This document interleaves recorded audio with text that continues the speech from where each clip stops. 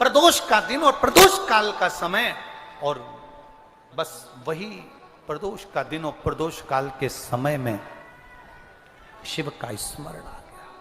शिव का स्मरण, बहुत ध्यान देना।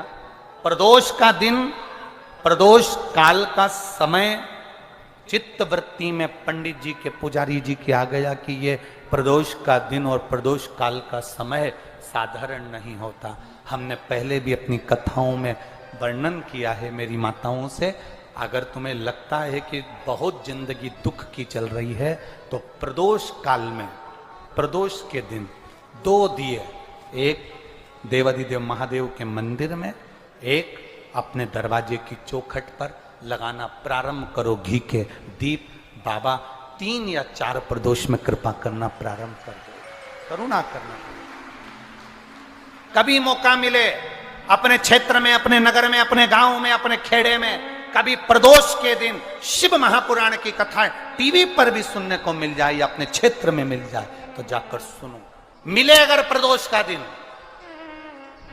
पुजारी जी के शरीर में कोढ़ का रोग हो गया, कोड़ी हो गई, श्राप लग गया, प्रदोष का दिन था, प्रदोष काल का समय, पुजारी जी की आंख से आंसू बह रहे थे। एक बेलपत्री के वृक्ष के नीचे बैठकर आंख से आंसू गिर रहे थे। बेलपत्र स्वयं शिव और पार्वती का एक स्वरूप है। आंसू जो गिरे, नैनों से जल जो बहा, उस बहे हुए जल का फल ये मिला कि मेरे भोले बाबा एक बूढ़े का रूप लेकर आ गए और पुजारी जी से कहा, पुजारी जी क्यों रो रहे हो? कहा, मुझे माता पार्वती ने कोढ़ी होने का श्राप दिया है। कोढ़ी होने का श्राप?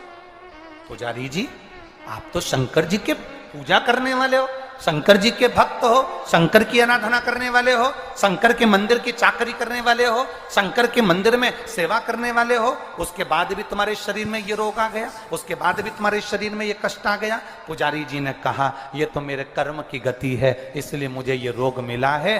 तो बूढ़े का रूप रखे हुए महादेव ने कहा, पुजारी जी फिर घबराते क्यों हो? अगर रोग उसने दिया है तो मिटाने वाला भी वही होगा। शंकर की आराधना करना प्रारंभ करिए।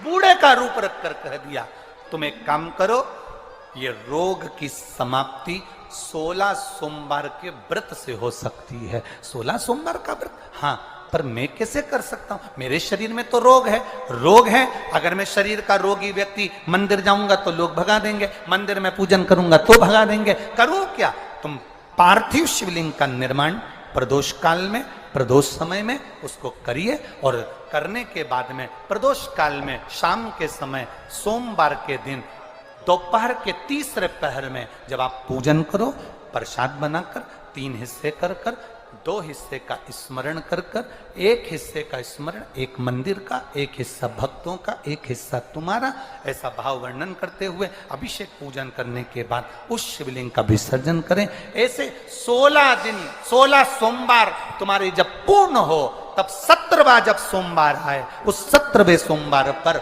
16 जोड़े ब्राह्मण आदि जो बुलाएं, जरूरी नहीं कि ब्राह्मण के बुलाएं, आप जिसको बुलाना चाहें, आपकी मर्जी जिससे हो उसको बुलाकर उन 16 जोड़ों को स्मरण कराकर, पूजन अभिषेक कर कर, भाव से, भक्ति से बाबा का प्रसाद उनको पवाएं। और सुनो, अगर मान लो तुम्हारे पास में इतना पूंजी भी नहीं कि तुम 17वें सोमवार को इतना उद्यापन में लगा सको, तो तुम्हारी भाव के अनुसार 17 सोमवार जो 17वां हो, उसमें कोई प्रसाद का निर्माण कर कर 17 जगह पर जोड़ों को वितरित भी करवाएंगे तो भी वही फल आपके प्राप्त हो जाएगा। ये आनंद का होगी। जी ने कहा, पुजारी जी बोले, क्या सही में मेरा ये कोढ़ी का रोग समाप्त हो जाएगा? क्या मेरा कोढ़ का रोग समाप्त हो जाएगा?